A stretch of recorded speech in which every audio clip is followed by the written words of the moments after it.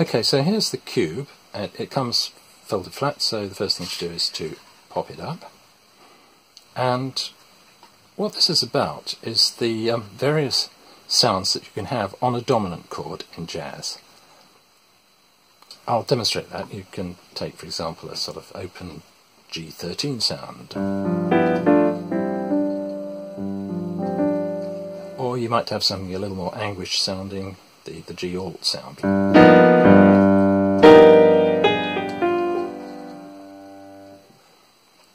And in fact, you'll see there are 8 corners on the cube, and so we're actually covering 6 more dominant sounds in addition to those. So let's look at how this works, what the rationale behind the cube is. If we take G7, you've got your chord tones, the root, 3rd, 5th and 7th, and the notes which aren't already in the chord are the extensions, and we normally think of them as being in the upper octave, 9th, 11th and 13th, but you can see what's going on a bit better if you look down in the lower octave here and put them in the gaps here between the root and the 3rd. You've got these 3 possibilities for the 9th, flat, natural and sharp 9th. Then in this gap you've got the natural 11th and the sharp 11th, and in the final gap you've got the natural 13th and the flat 13th. So altogether we've covered every note in the scope of that chord.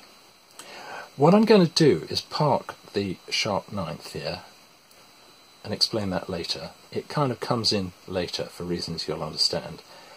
And that leaves exactly 2 possibilities for each extension, and all those are infinitely interchangeable, so all possibilities are there, and on the cube we basically take each of those extensions and map it to a pair of faces on the cube, opposite faces. So the 9th, you've got this face is all about the natural 9th, and opposite it is everything that happens when you have a flat 9th. Then the 11ths are here, you've got, this is all the natural 11, and over here we're in sharp 11 territory. Likewise for the 13th, you've got same thing, natural 13th here, and then all the sounds that you can get with a flat 13th are over here. Okay, so if we work through an example, we could say start with a flat 9th, which is that's the flat 9th. So it's that kind of sound. We can add a natural 11th, which is here, and a natural 13th. These are not necessarily how you'd actually voice the chord. For a start, you'd often leave out the 11th. So that might be getting more like what you'd have. And you might hear that sound in, it might sound more like this, in a 2-5-1.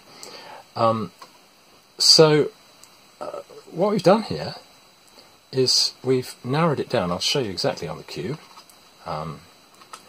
Starting with the flat 9th, then we've got 4 possible sounds here when you have a flat 9, and then when we add a natural 11th, it's got to be a 1 out of that 4, and it's also got to belong in that 4, so only 2 possibilities remain, which is these 2.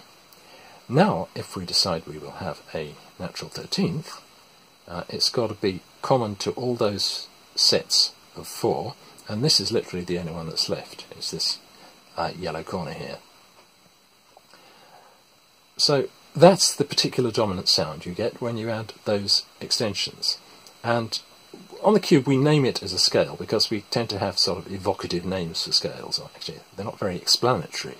And this one's called Mixolydian Flat 2, or Mode 5 of the harmonic major. And that doesn't really tell you what bits go into that.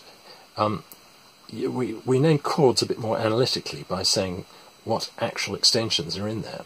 So this is a kind of translation between those 2 languages. Anyway, just to look at that, thinking of it as a scale, what it is this thing.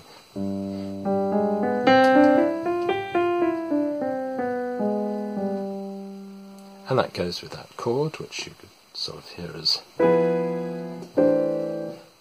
like that. So what we've done is we've gone from a set of chord extension choices, we've identified a particular dominant sound and the scale that goes with it. Well, that's not the only way you can use the cube. We'll look into some more in the next video.